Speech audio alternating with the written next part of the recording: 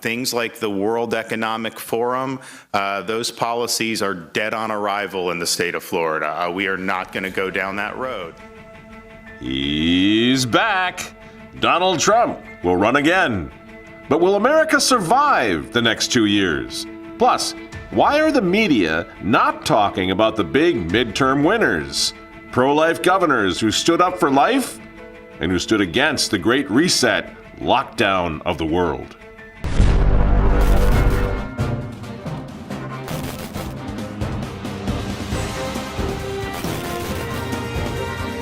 Good evening, ladies and gentlemen. I am Michael Matt, and this is the Remnant Underground. So the big announcement happened last night. Donald Trump is going to rise again. So they say. All the way? All the way. I don't know what we're going to make of that. I don't know if it really even matters. Is there going to be a country left in 2 years for Donald Trump to lead? I'm not sure. People are kind of expecting us to have a big position on this one way or the other. Walter, where do you come down on this? I think it's still a long ways away. We shouldn't rush into anything at the moment.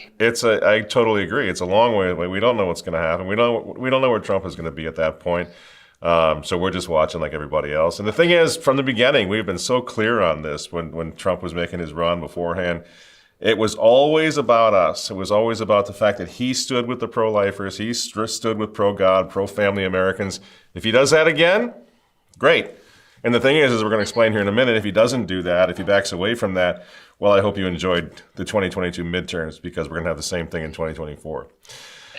Because it's going to be a crazy couple of years. I could do a whole show on what's happening here in Minnesota, but we got to get started. But it is going to get bad, friends, as we predicted all along, as far as what Big Brother is going to be doing, the new Gestapo is going to be doing. So please remember, click this link right down here, subscribe to my e-letter. We really don't abuse that thing. We're not going to fill your e-box full of, 5 communications a day. Well, how often do we use that? 2-3 times a week, maybe? Yeah, not a lot at all. But it's the only way, again, that we can let you know when we post videos at remnant-tv.com, which is where everything goes first. It goes at remnantnewspaper.com. Then it goes over to Rumble. Then it goes to YouTube, if they're still having us. I'm not sure where they stand. And then Spotify and everything else. But we need to, people say, you should go here, you should go there. The idea isn't that we need a new platform.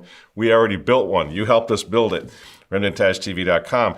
The problem is we have 260,000 YouTube subscribers that we're trying to let them know where we're going to be, because we're going to lose contact with them as soon as YouTube gives this channel a strike, pulls the video down. We've lost all track. We can't post. We can't contact. So we're just trying to spend some time here making connection with you all in a different way. Like I said last time, you can use Twitter if you want. The best for us, again, is our e-blast. Just click right down below, sign up, and we're good to go. So it's been a little while, I guess, since the midterms. So everything's the dust is settling, I think. Maybe we can just do kind of a recap tonight and move on to bigger and better things. I think there's a lot, as they say, a lot to unpack, because it wasn't all bad. They want us to think it was all bad, but they're forgetting one major part of the midterms, and I really want to talk about this tonight. And that is that the folks who stood with the unborn, stood with families, stood with patriotism, were outspokenly against the branch Covidians, won big. They won huge. And we're going to talk about that because nobody else wants to talk about it. Here in Minnesota, just like out in Pennsylvania, in Minnesota here, it's pretty much idiocracy. If you have one bucket that holds 2 gallons and another bucket that holds 5 gallons, how many buckets do you have? 2? Thank you.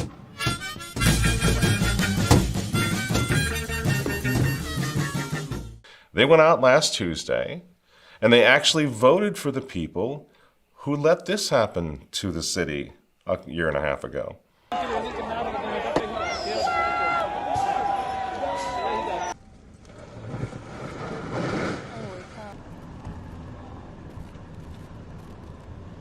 But in their brainwashed delusion, the folks in the cities, the cities of St. Paul and Minneapolis, are now bragging how they beat us. They beat the conservative. They beat the big red wave in the midterms. But that's like bragging that your cancer is spreading faster than mine. Yeah, you're right, but it's not going to end well. You see, the thing is, friends, we've seen it as traditional Catholics. We've seen this coming a long time ago. Started homeschooling our kids 20 years ago. Got the heck out of the city 25 years ago. I grew up in the cities. We got out because they're becoming uninhabitable since they drove Christ out. Over in Minneapolis, as I've pointed out many times, they celebrate every year Abortion Providers Appreciation Day. You know? That's why that city went up in flames. So we left long time ago. So it's their city, in other words, that's in flames. The blue voters. They're the ones suffering the highest spikes in violent crime in history. They're the ones who are getting carjacked in broad daylight. Their children are getting gunned down in the streets. They're the ones falling asleep to the sounds of gunfire and sirens every single night. You see, we didn't vote in a personal sense. We didn't vote to better our situation because we're dodging bullets. No, we didn't as conservatives. There's no crime where I live.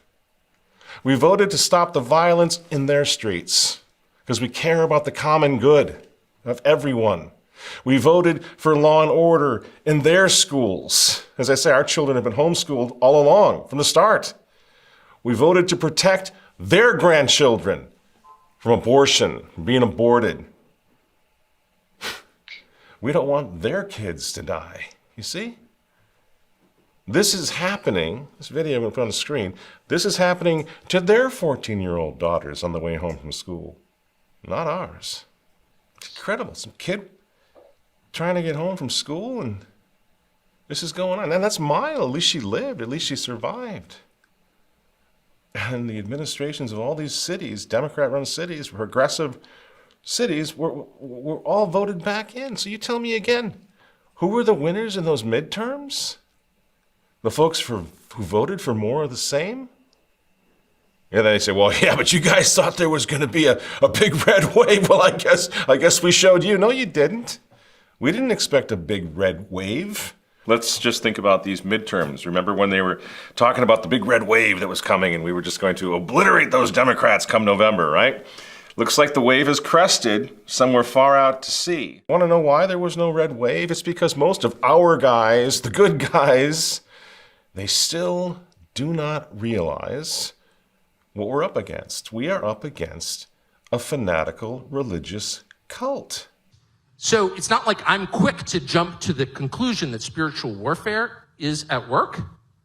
I just had no other explanation. Like, what's the other explanation? There isn't one. So yes, we're watching a battle between good and evil that is playing out in spaces that we cannot see because it is a spiritual war, not just a human war. Talking about evil, talking about the existence of evil in our world is getting a lot easier to do because there aren't any other alternatives to what we are seeing. So the question is, I hear that Mitch McConnell is going to be the leader, once again, of the conservatives. He's not conservative. He conserves nothing, but he's going to be the leader of the conservatives. How long before these guys come to realize what this is? As Tucker Carlson just admitted, it's a spiritual war. How long? What's it going to take? What is it going to take for these guys to realize this? Does Trump realize this? Did Donald Trump realize this? There was a time a few years ago where it seemed like he was beginning to get an inkling. Does he still have it? People say, are you going to support Trump? I don't know. It depends. It depends. We're not sycophants. It depends on this question. It depends on what Donald Trump does with respect to the life movement, abortion, gay marriage, vaccines. Where's Trump on all of this? We're going to find out. Did he learn from these midterms that we're up against evil incarnate? Sorry to say, Donald, but you're the one who endorsed the insufferable Dr. Oz. And Dr. Oz went out there and lost to Uncle Fester over here because Dr. Oz is a Muslim and he's weak on abortion. While Uncle Fester, on the other hand, is a zealous defender of that human sacrifice. I'm proud of what we ran on. Protecting a woman's right to choose. Now, Dr. Oz, he might be a decent guy, I don't know. But he brought a knife to a gunfight, didn't he? And he got beat by Uncle Fester. And the thing is, whoever runs in 2024 to become president of this country had better get this right. This is a race against evil. It's a race against baby killers, for heaven's sakes. You say, oh man, you shouldn't use the word evil. That sounds so paranoid. It sounds so kind of weird, right? What do you call baby killers? What would you do if I had a baby lying here on this desk and all of a sudden I pulled a knife out of the drawer here and just started plunging it into the heart of the baby? Can you imagine any circumstance whereby you would not conclude that I was evil for doing this to a little crying, helpless baby, right? Well, that's what they're doing. But for some reason, we're insulated or we're blind to the reality of this. That is what we are up against. People who want to do that 1 million times a year just in this country. And over and over and over again. I mean, we talked about this on this show. Lead up to the midterms. What was Biden telling you guys? What was he saying? Joe Biden was out there constantly. Remember, I was on Twitter, kind of trolling him. Every day there'd be another tweet. He was telling us exactly what this election was all about, but you didn't believe him. Remember, this is what he was saying. If you care about the right to choose, then you got to vote. That's why in these midterm elections are so critical. Elect more Democratic senators to the United States Senate and more Democrats to keep control of the House of Representatives. And folks, if we do that, here's the promise I make to you and the American people. The first bill that I will send to the Congress will be to codify Roe v. Wade. There's your Catholic president. The first bill he's going to send is going to codify Roe v. Wade. It was all about that. All about that. People say, no, it's Trump, man. Trump back this, Trump back that. It was his fault. Really? No, it was all about abortion. And to whatever extent these candidates were weak on the life issues, they got their lower spinal extremities handed to them. Conversely, whomever took Biden seriously, I know it's hard because he doesn't make a lot of sense, but on the abortion thing, he's as serious as a heart attack and very articulate. He wants to kill them babies, man. He's going to protect your right. Come on, man. That's what we're going to do. So whoever took him seriously on this, they won big time in those midterms. For example. So in South Dakota today, we had a trigger law in place that our state statute said that abortion would be outlawed in our state as soon as this decision was made, except to save the life of the mother. So currently in South Dakota today, that's where we are. We want Oklahoma to be the most pro-life state in the country. We want to outlaw abortion. The new law now making it a felony to perform an abortion at any point in a known pregnancy, punishable by up to 10 years in prison. Millions of children lose their right to life every year because of abortion. In Texas, we work to save those lives. Now, we're not hearing a lot about those guys. Those are big winners. They had their little red wave. There was a little red wave among these governors who were pro-life. And Governor DeSantis, of course, that's the big story of the night, because you could not ignore the fact that Florida went completely red, probably for the rest of our lifetimes. I mean, it's such a huge switch. DeSantis was the biggest winner of them all. And here's how the governor approached re-election. Florida has joined a growing list of states that want abortion laws to be more restrictive. Florida Governor Ron DeSantis signed a bill into law yesterday banning abortions after 15 weeks of pregnancy. There are no exemptions for rape, incest, or human trafficking. Now, you would think that if the Republicans are right, Mitch McConnell is right, and we need to talk about the pocketbook issues and not the moral social issues. If those guys are right, DeSantis, Noem, Stitt, all these guys should have gotten destroyed, right? But instead they won big, and nobody's talking about it. Nobody's talking about Kristi Noem out there also wanting her state to be the most, they're having a competition, the most pro-life states in the union. And DeSantis is like, God's back in Florida. Remember, we played the clip last time. He says, put on the armor of God and go to war against these people. Just weeks before the election, he's talking about God. And guess what? He's talking about the efficacy of prayer. Did you hear about this? The past year, my family has felt the power of prayer in our own lives. The outpouring of support for my wife and our First Lady, Casey DeSantis, from across Florida and across the world, help us get through a very trying time. And today, we can say that those prayers were answered because the First Lady is cancer-free. The power of prayer. The prayers were answered. Ron DeSantis is a Catholic. You can hear that, can't you? But it wasn't just standing up for God. It wasn't just defending the power of prayer. It wasn't just doing everything he could to defend life. He famously stood up to the science. You have people like Fauci saying that his lockdowns didn't cause any permanent damage to any young kids. I got news for you, it did, and we are going to reap those rewards across the whole country for years and years and years because they treated kids so poorly. And I'm just sick of seeing him. I know he says he's going to retire. Someone needs to grab that little elf and chuck him across the Potomac. Just chuck him across the Potomac. It's fantastic.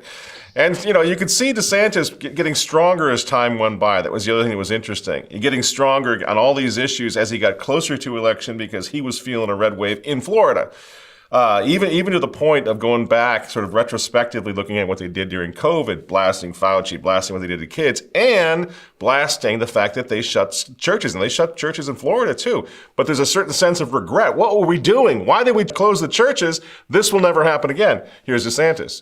You would have states that would close churches while allowing liquor stores and strip clubs to be open. We all would have said that there's no way that could have happened in the United States, and yet we saw that in all these different states. People say, yeah, well, not at first. Guys like DeSantis was weak, man. He was weak on COVID. He fell for the whole thing. Well,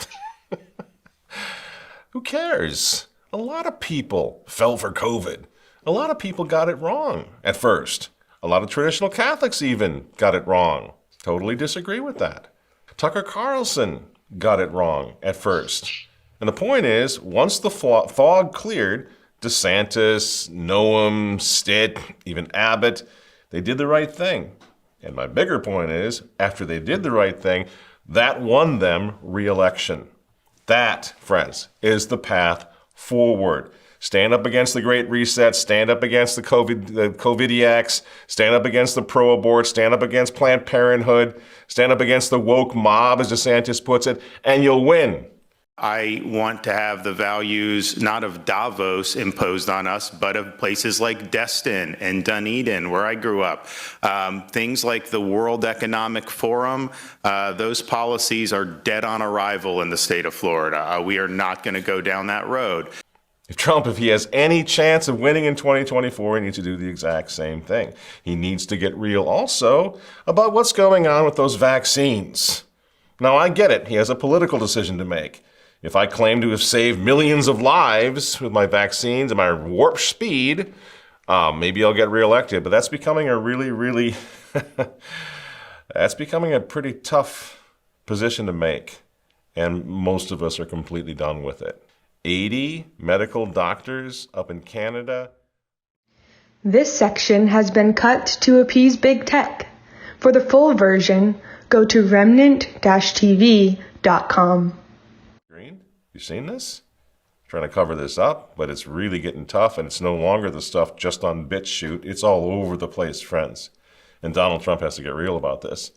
At some point, he has to say, we were had, Fauci company, the science, everything. They took us for a ride. We're not scientists. They took us for a ride. Look what happened. It's too bad. And we regret it. It doesn't bother Fauci. It doesn't bother Gates. Up in Canada, we had one of the most extreme lockdowns. It doesn't bother the Little Ferret, not at all. In fact, the Ferret got himself a new TV gig. It's been revealed that Prime Minister Justin Trudeau will be making an appearance on RuPaul's Drag Race spinoff, Canada versus the World. Please help me welcome the Prime Minister of Canada, Justin Trudeau! Behold the Catholic Prime Minister of Canada. Of course, this is nothing new. Justin, when he's not shutting people down and being a little Adolf Hitler up there with a little French accent, he's been doing this drag queen stuff for a long time. Here he is. He's positively giddy at a drag parade, whatever the hell you call them. What a pleasure. Oh, no, what a pleasure to be here. Oh, no. We all work together.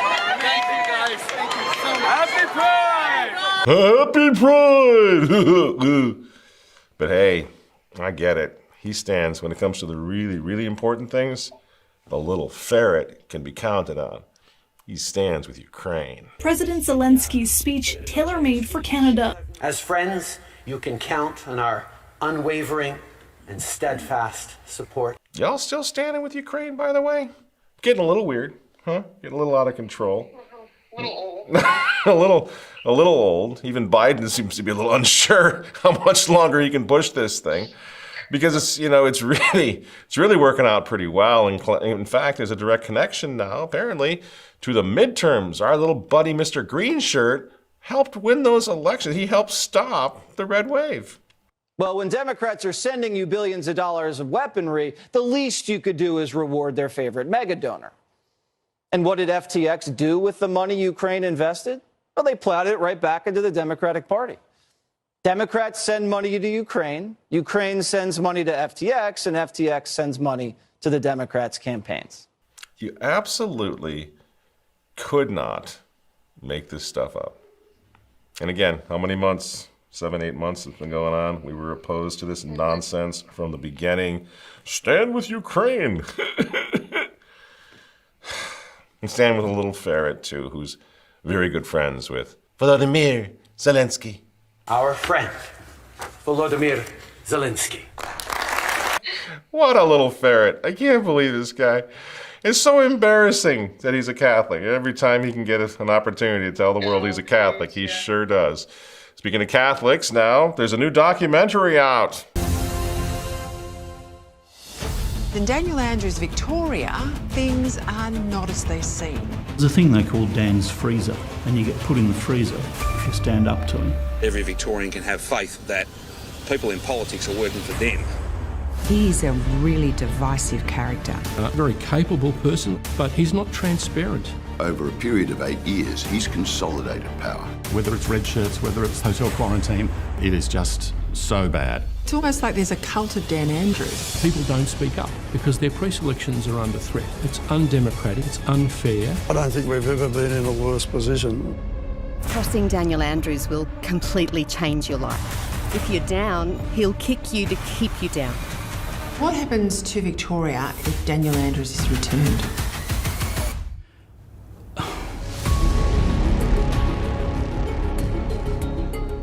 Well, guess what religion he is.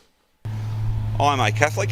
I send my kids to Catholic schools. My faith is important to me. It guides me every day. They're everywhere. They're in all the positions of power, it seems like right now. Thank you, Vatican II. You know who else went to Catholic schools, by the way? This little guy. And Mr. President, thank you for your many years advocating LGBTQ plus equality and for everything you've done to assemble an administration that looks like America. And for all that he has done to help people see themselves in a new light of belonging and possibility. On a point of personal privilege, I'd like to recognize my husband, Chasten. Oh, man, are they grooming him? Want a prediction? Here's a prediction. Here's a prediction about Mayor Pete. Mayor Pete, look for this little clown in the White House before this edition of Idiocracy has come to a completion. Mayor Pete is a baptized Catholic, attended Catholic schools. He even lists Father Jimmy Martin as one of his big influences. It's right there on Wikipedia. Father Jimmy, by the way, had another audience with Pope Francis last week. It was exciting. Austin Ivory was very excited that Pope Francis was praising Father Jimmy. You know Father Jimmy, right? Recently, I had 30 minutes with Pope Francis. And he used all 30 of those to advocate for LGBT people. Today I'm sitting down with Father James Martin, Jesuit priest, author, editor-at-large of American Media, and a compelling advocate for LGBTQ people in the Catholic Church. Do you want another prediction or no? Shoot. Father Jimmy is going to be Bishop Jimmy before long. And speaking of hostile takeover of the Catholic Church, Cardinal Wilton Gregory, one of Francis's favorite, he just canceled the youth rally mass for life in D.C. And they said the reason that they had gotten well, they didn't really give any reason for canceling it. They just said that after there was dialogue with ministry leaders, they decided to shut down the Catholic pro-life rally. Good plan, Wilton. Very well played. Now, Bishop Strickland, God bless him, looked at that thing like the rest of us did as an obscene outrage, and he protested on Twitter. But everyone else just is sort of, ho-hum, Got to pray and obey, right? That's what Francis wants. Got to concentrate on the positives. Tell the world about the good news of the gospel. Don't be so negative. You ever notice that people who say that all the time apparently don't want to burn the bridges with their respectability partners or whatever it is? Just concentrate on the good news. Don't be so negative. But at the risk of being all negative in this case, I would like to point out who it was that appointed a pro-abortion atheist to the Vatican's Pontifical Academy for Life. Mariana Mazzucato, a member of the World Economic Forum, was named to the post by Archbishop Vincenzo Paglia. Now, she will serve a 5-year term as a member of the Academy for Life, remember. Pope Francis has praised her work in economics as not ideological. But Mazzucato regularly comments on and shares posts being supportive of legalized abortion. And people want to blame Donald Trump for the fact that there was no red wave at the midterms? I don't get that. Why do they act like this guy's some sort of a prophet who's supposed to be able to solve all the world's problems? He's just a Manhattan businessman. And we've got a much bigger problem here. I mean, Catholics represent the largest Christian denomination in America. Over 68 million members. In those little midterm elections we just went through, Catholics cast nearly 30% of the ballots. That would have changed every single race. And over and above that, look at the Catholics running for office. Look who's in charge. Joe Biden, Nancy Pelosi, AOC, they're all Catholic. And they love Pope Francis. They've got no problem with Pope Francis. Pope Francis has no problem with Joe Biden, Nancy Pelosi, AOC, John Kerry, and the rest. In fact, the only Catholic politician that probably has to worry about Francis at the moment is Ron DeSantis, since his positions on just about everything, including capital punishment and immigration, run directly contrary to the novelties of His Holiness. And bottom line, friends, this is why, when I say there's a spiritual war, you got to look at the spiritual leaders who are on the other side of the battlefield, because even today, the Pope is the most recognized moral authority in the world, which is why everyone from Klaus Schwab to Hillary Clinton are trying to make sure they recruit him on their side of the battlefield. Here's Hillary. And you certainly don't need to be Catholic to be inspired by the humility and heart of the Holy Father, Pope Francis, or to embrace his message.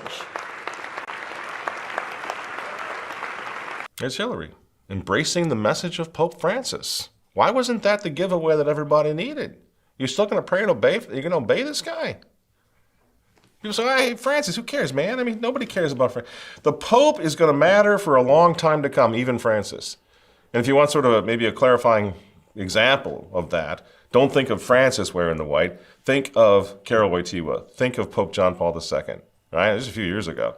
This was the most powerful, moral, geopolitical leader in the world. He's credited with having, along with the Gipper and Margaret Thatcher, taken down the wall, right? Ended communism. Massive influence. And you see, all the bad guys, the World Economic Forum, the United Nations, all these people, they know darn well how influential the Catholic Pope is, not just with Catholics, but with the whole world. Who else would be a more significant moral, spiritual leader than the Pope? It's a big deal when you do not have the presence of the Pope or the voice of the Pope trying to call people back to sanity, back to morality. Joe Biden, he goes out of his way to play the Catholic card. Bo wore these. Hunt got these for Bo and me, and at Our Lady of Guadalupe down in Mexico, and I had visited there, and we all wore them. I'm a practicing Catholic. Bo was a devout Catholic as well, and so Hunt got them, got the rosary beads. Hunter Biden, that is, down in Guadalupe. He's passing out rosary beads. Who knew? But the takeaway, friends, is the same. Pro-aborts can be devout Catholics. Devout Catholic presidents of the United States be whatever they want. Pro-abortion Catholics. It's a contradiction in terms. At least it should have been. Used to be. Not anymore. Catholics can be pro-gay marriage. Heck, Catholics can even conduct gay marriages. And after all of that, the Pope will give you communion. Just ask the Catholic President of the United States. A Catholic priest did not give you communion. He said it was because of your position on abortion. Were you offended by that? That's a private matter. I'm not going to talk about that. But it's the only time it's ever happened, and we didn't talk about it. He went to the press about it. And it's not a position that I've found anywhere else, including from the Holy Father who gives me communion. Including from the Holy Father who gives me communion. And see, this is the same Holy Father that's shutting down the traditional Latin Masses worldwide. At the traditional Latin Masses, you have 100% belief in the real presence of Christ in the Eucharist. You see what's going on here? There's a war going on against the Eucharist, against the body, blood, soul, and divinity of Jesus Christ in the world today. It's a scandal that is so big it's difficult to absorb. It's difficult to even consider the ramifications. Catholic President of the United States, pro-abortion, pro-gay marriage, pro-New World Order, telling everybody that the Pope gives them communion. It's fine. It's just fine. You see, friends, Cardinal Muller is right. This is a hostile takeover of the Catholic Church. It doesn't do anybody any good to pretend otherwise. That's what this is. Francis not only stands against us, little traditional Catholics, who cares, being the big bully dictator that he is, but he stands against his own bishops. We had a program down here a month ago with Archbishop Chaput saying anybody that gives the Blessed Sacrament to Joe Biden is contributing to the lie and to the hypocrisy that's going on. But Francis disagrees. Francis disagrees with all of the good bishops, in fact, who feel this way. I really would prefer not to do this, but I cannot in my conscience allow the situation to continue and cause this scandal. That was Archbishop Salvatore Cordileone last month explaining why he banned House Speaker Nancy Pelosi from receiving communion in the Archdiocese of San Francisco. This is Pelosi today, before witnesses say she received the Eucharist at the Vatican. So when we talk about bishops waking up, I mean, obviously, Francis is causing worldwide confusion to such an extent that bishops can no longer ignore it and retain any credibility as Catholic leaders. That's where we are. And you better believe that this is having a massive influence on voters, not only in the United States, but all over the world. How many were we at? 2 billion Catholics worldwide? You think this doesn't have an influence on elections, on politics worldwide? Countries like Brazil, the majority of them are what? Oh, they're Catholic. And look what happened to their very pro-life President Bolsonaro. He went to Tucker Carlson's show and just defended the unborn in no uncertain terms. He's lost right now. And this is going to spread throughout the rest of South America because Francis and Team Francis and their stupid synod are shutting down anything that matters, any sort of guidance that matters. Watch this next clip, keeping in mind now that Francis just appointed a pro-abortion atheist to the Pontifical Academy for Life in the Vatican. Imagine the message that sends to what's left of Catholic pro-life in South America. Moving on, it was a historic day for Argentina. The country made abortion legal. Many are calling it a triumph for women's rights campaigners, which was achieved over the complete objection of the Catholic Church. But as expected, the landmark decision did not settle well with the right-wing president of Brazil. In a tweet, Jair Bolsonaro slammed the decision, saying that the state has now given consent to kill children. He further said that Brazil will never allow abortion on its soil. Abortion is highly controversial in the Latin American continent because of widespread Catholic influence. So that's the direction this is going, friends. That's why abortion is such a huge issue. That's why the pro-life movement is so important. As Francis seems to be moving away from that. A pro-abort atheist to the Pontifical Academy for Life. Can we say that a few more times? Let that sink in a little bit. A pro-abort atheist. In other words, he's using the most powerful position of moral authority on earth, the chair of St. Peter, not to save lives, the lives of the unborn, not to defend the law of God, but to save the planet.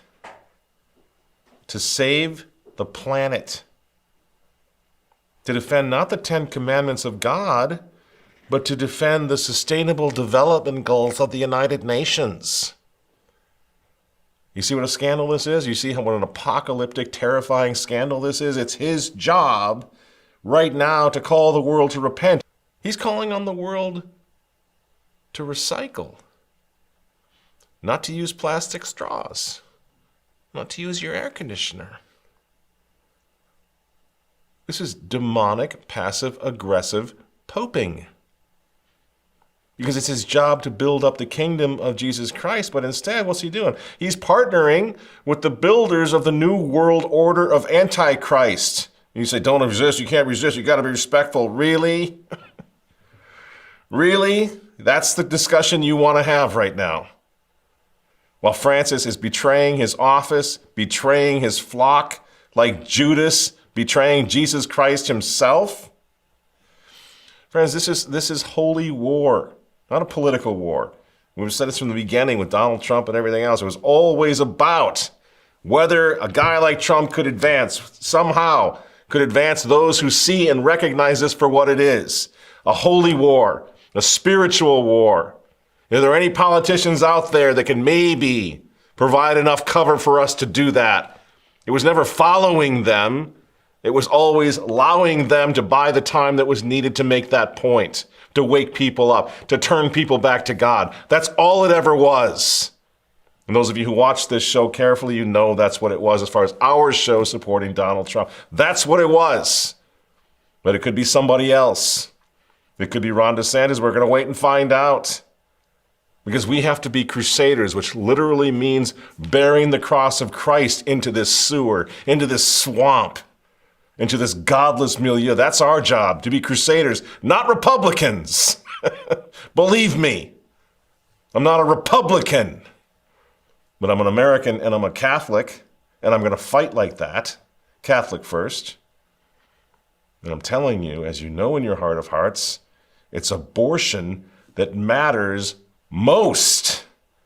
Because abortion matters because God is the author of life. That's why abortion matters, because God matters. Defend life and you might get out of here alive, because you might find you're on God's side, and then we really will make America great again. But it's abortion, it's the pro-life fight that's going to make the difference to these demons. That's the only thing they care about.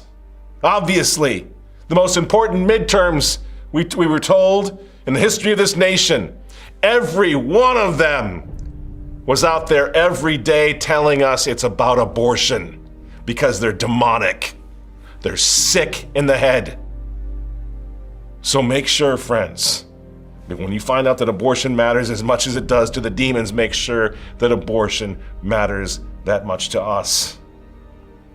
That's what this is all about. And that's what we're going to spend the next 2 years talking about as we try to claw our way through this war, this fight for everything that matters to the personalities. It's the war for God. Well, Mr. Trump, Mr. DeSantis, if you really want to make America great again, then stand with the unborn.